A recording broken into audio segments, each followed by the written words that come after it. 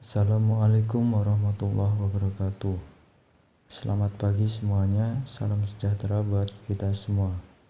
Perkenalkan, kami dari kelompok 6 dengan beranggotakan 1.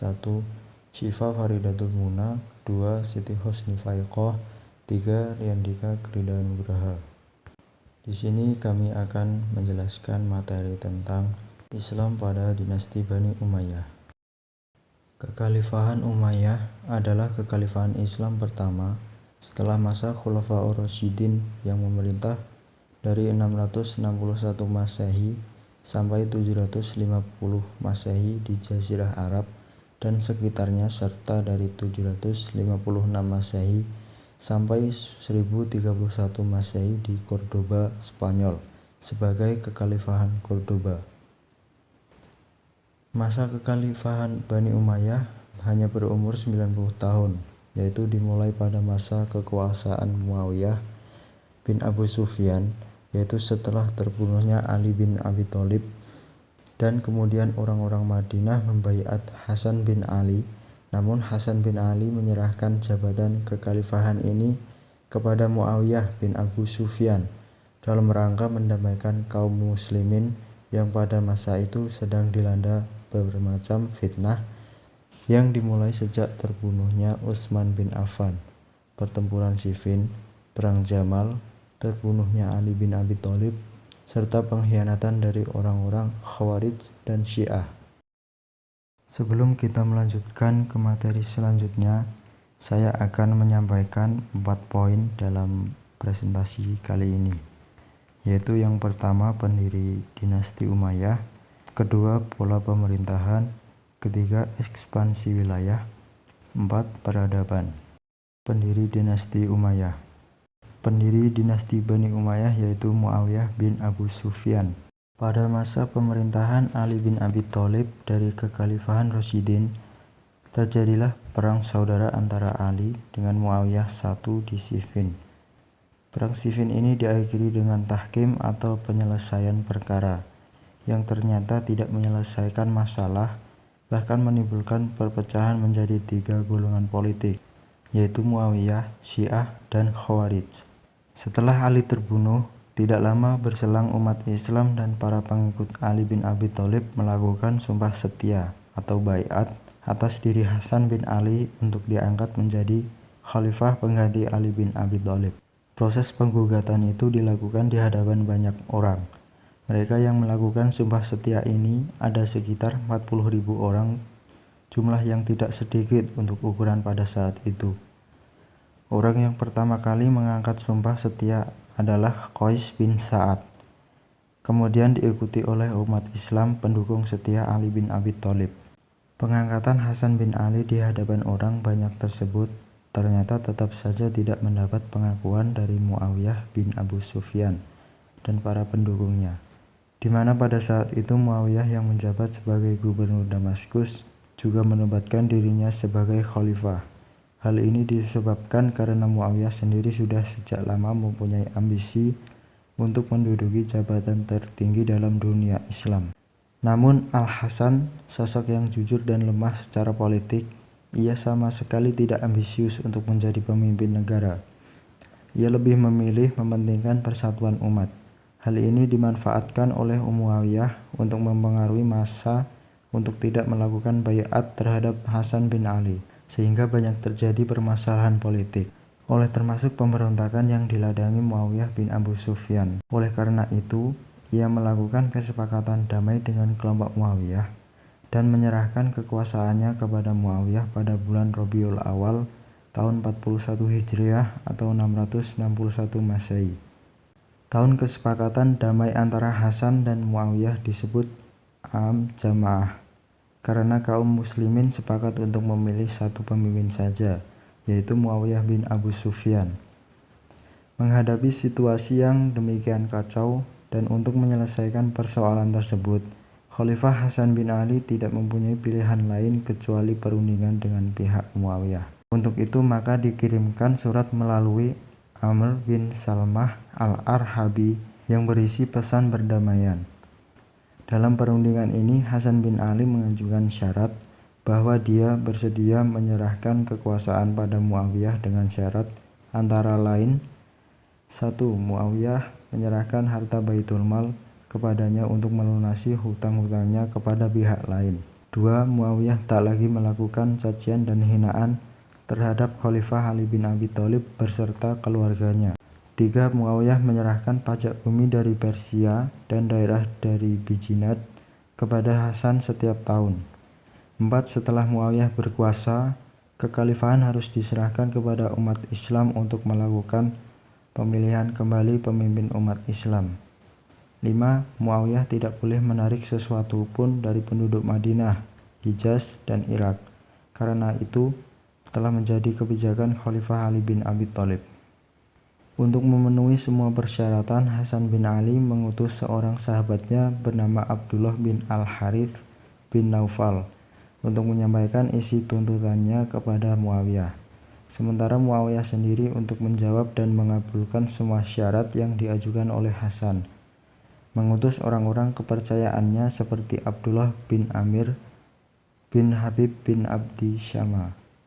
Setelah kecepatan damai ini, Muawiyah mengirimkan sebuah surat dan kertas kosong yang dibubuhi tanda tangannya untuk diisi oleh Hasan. Dalam surat itu, ia menulis, "Aku mengakui bahwa karena hubungan darah Anda lebih berhak menduduki jabatan khalifah, dan sekiranya aku yakin kemampuan Anda lebih besar untuk melaksanakan tugas-tugas kekhalifahan, aku tidak akan ragu berikrar setia kepadamu." Lalu salah satu kehebatan Muawiyah dalam berdiplomasi, tutur katanya begitu halus, hegemonik, dan seolah-olah bijak. Surat ini salah satu bentuk diplomasinya untuk melegitimasi kekuasaannya dari tangan pemimpin sebelumnya. Penyerahan kekuasaan pemerintahan Islam dari Hasan ke Muawiyah ini menjadi tonggak formal berdirinya dinasti Umayyah di bawah pimpinan Khalifah pertama, Muawiyah bin Abu Sufyan. Proses penyerahan dari Hasan bin Ali kepada Muawiyah dari Abu Sufyan dilakukan di suatu tempat yang bernama Maskin dengan ditandai pengangkatan sumpah setia. Dengan demikian berdirilah dinasti baru, yaitu dinasti Bani Umayyah. Pada masa kekuasaan Bani Umayyah, ibu kota negara dipindahkan Muawiyah dari Madinah ke Damaskus, tempat ia berkuasa sebagai gubernur sebelumnya. Pola pemerintahan. Pada masa pemerintahan Khulafaur Rasyidin, pemimpin dipilih secara demokratis dengan kepemimpinan karismatik yang demokratis, sementara para penguasa Bani Umayyah diangkat secara langsung oleh penguasa sebelumnya dengan menggunakan sistem monarki hereditis. Karena proses berdirinya pemerintahan Bani Umayyah tidak dilakukan secara demokratis, akibatnya terjadi beberapa perubahan prinsip dan berkembangnya corak baru yang sangat mempengaruhi kekuasaan dan perkembangan umat Islam. Pemilihan khalifah dilakukan berdasarkan menunjuk langsung oleh khalifah sebelumnya dengan cara mengangkat seorang putra mahkota yang menjadi khalifah.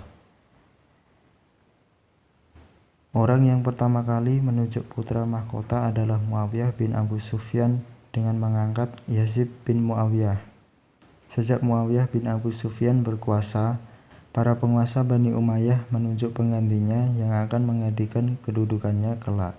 Hal ini terjadi karena Muawiyah sendiri yang mempelopori proses dan sistem kerajaan dengan menunjuk Yazid sebagai putra mahkota yang akan menggantikan kedudukannya kelak.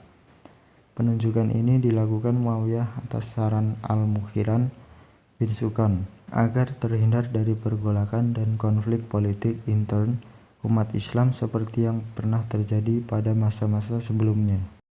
Pada masa pemerintahan Khulafaur Rasyidin, Baitul Mal berfungsi sebagai harta kekayaan rakyat, di mana setiap warga negara memiliki hak yang sama terhadap harta tersebut. Akan tetapi, sejak pemerintahan Muawiyah bin Abu Sufyan, Baitul Mal beralih kedudukannya menjadi harta kekayaan seluruh penguasa dinasti Bani Umayyah. Ekspansi wilayah. Ekspansi yang terhenti pada masa Khalifah Utsman dan Ali dilanjutkan kembali oleh dinasti ini. Di zaman Muawiyah, Tunisia dapat ditaklukkan. Di sebelah timur, Muawiyah dapat menguasai daerah Khurasan sampai ke Sungai Okus dan Afghanistan sampai ke Kabul. Ekspansi ke timur yang dilakukan Muawiyah kemudian dilanjutkan oleh Khalifah Abdul Malik.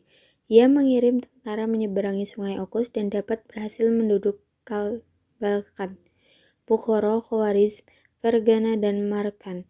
Tentaranya bahkan sampai ke India dan dapat menguasai Balochistan, Sind, dan daerah Punjab sampai ke Maltan.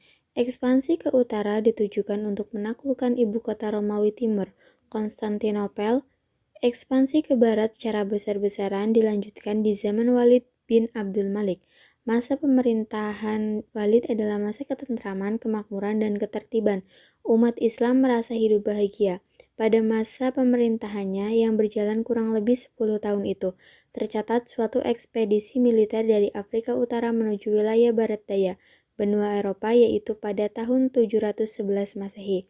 Setelah Aljazair dan Maroko dapat ditaklukkan, Tariq bin Ziyad, pemimpin pasukan Islam, menyeberangi selat yang memisahkan antara Maroko dengan benua Eropa dan mendapat suatu tempat yang sekarang dikenal dengan nama Gibraltar atau Jabal Tariq. Dengan keberhasilan ekspansi ke beberapa daerah baik di timur maupun barat, wilayah kekuasaan Islam pada masa Bani Umayyah sangat luas. Daerah-daerah tersebut meliputi Spanyol, Afrika Utara, Syria, Palestina, Jazirah Arabia, Irak, sebagian Asia Kecil, Persia, Afghanistan, daerah yang sekarang disebut Pakistan, Turkmenia, Uzbek, dan Kirgiz di Asia Tengah. Peradaban. Pertama, peradaban keilmuan. Di masa Khalifah Umayyah, keluarga khalifah dan pemerintahannya menaruh perhatian besar terhadap ilmu pengetahuan. Sejumlah bidang ilmu berkembang pesat, seperti seni rupa yang dibuktikan dengan pahatan-pahatan seni ukir dan lukisan kaligrafi dari masa tersebut. Selain itu, bidang arsitektur juga berkembang dengan bangunan Kubah al-Sakhr di Baitul Maqdiyah di masa pemerintahan Abdul Malik bin Marwan. Ilmu-ilmu agama. Sebenarnya ilmu-ilmu agama sudah diminati sejak zaman Khalifah Rasyidin. Namun, di masa dinasti Umayyah, jenis keilmuan ini berkembang amat pesat. Di antara ilmu-ilmu agama yang berkembang adalah ilmu qiraat atau seni membaca Al-Quran, serta ilmu tafsir. Tokoh-tokoh di bidang qiraat dan tafsir adalah Nafi bin Abdurrahman, Abdullah bin Abbas, Abdullah bin Ibnu Katsir, dan lain sebagainya. Berkembang juga ilmu hadis dengan tokoh seperti Imam Bukhari, Imam Muslim, Abu Dawud, dan lainnya. Ilmu fikih dengan tokoh besar seperti Imam Abu Hanifah, Imam Malik bin Anas, dan lainnya. Ilmu bahasa Arab. Sebenarnya ilmu bahasa Arab pada masa sebelum Islam sudah berkembang jauh. Namun selama itu sebagian besar penduduk Jazirah Arab ummi atau tidak bisa membaca dan menulis. Tradisi keilmuan bahasa mereka berbentuk lisan, bukan tulisan. Pada masa Khalifah Umayyah, ilmu bahasa Arab dikodifikasi sedemikian rupa dan ditulis sesuai cabang-cabang bahasanya. Sebagai misal, Abu al-Aswad ad-Du'ali dari Basrah yang menulis ilmu nahwu. Yahya bin Yamar, murid Abu al-Aswad, kemudian menggeluti ilmu sorof dan balaghah. Pada masa dinasti Umayyah ini juga, Ahmad al-Farahidi menyusun kamus dan mu'jam bahasa Arab dan kaidah-kaidah bahasa Arab. Ilmu sejarah. Perkembangan ilmu sejarah di masa dinasti Umayyah dimulai dari penulisan Sirah Nabawiyah atau perjalanan hidup Nabi Muhammad SAW. Data-data sejarah ini dikulik melalui sumber-sumber lisan dari para sahabat-sahabat Rasulullah. Di masa Khalifah Umayyah, kitab sejarah yang pertama kali ditulis adalah Al-Maghazi dan Al-Sirah yang ditulis Ibnu Syihab Az-Zuhri untuk merekam riwayat perjalanan Nabi Muhammad SAW. Sejarah-sejarawan yang terkenal di masa Khalifah Umayyah antara lain Ibnu Ishaq Al-Waqidi, Ibnu Hisham, Muhammad bin Umar Al-Waqidi, dan lainnya. Ilmu kalam. Di bidang ilmu kalam, di masa Khalifah Umayyah berkembang aliran-aliran pemikiran Jabariyah yang dipelopori oleh Jahm bin Safwan. Aliran Qadariyah yang dipelopori Ma'bad al-Juhani dan aliran Mu'tazilah yang dipelopori oleh Wasil bin Atha. Aliran-aliran pemikiran dan ilmu kalam ini mencoba menafsirkan ajaran Islam dengan metode filsafat. Namun banyak tokohnya yang mendapat tekanan dari pemerintah. Kendati demikian, aliran pemikiran dan ilmu kalam tetap berkembang pesat. Sastra. Jenis sastra yang berkembang di masa Khalifah Umayyah adalah syair atau puisi. Syair-syair ini didendangkan di berbanyak pertemuan. Bahkan pada masa itu terdapat pasar Ukaz yang menjadi tempat untuk pertunjukan syair Arab. Di masa dinasti Umayyah, orang-orang yang memiliki kecakapan lisan, baik itu orator dan penyair, memiliki kedudukan sangat terhormat di kabilahnya. Diterakan bangsa Arab bahkan tidak mengucapkan ucapan selamat, kecuali pada 3 hal, yaitu lahirnya anak kuda kesayangan, lahirnya bayi laki-laki, dan kemunculan seorang penyair.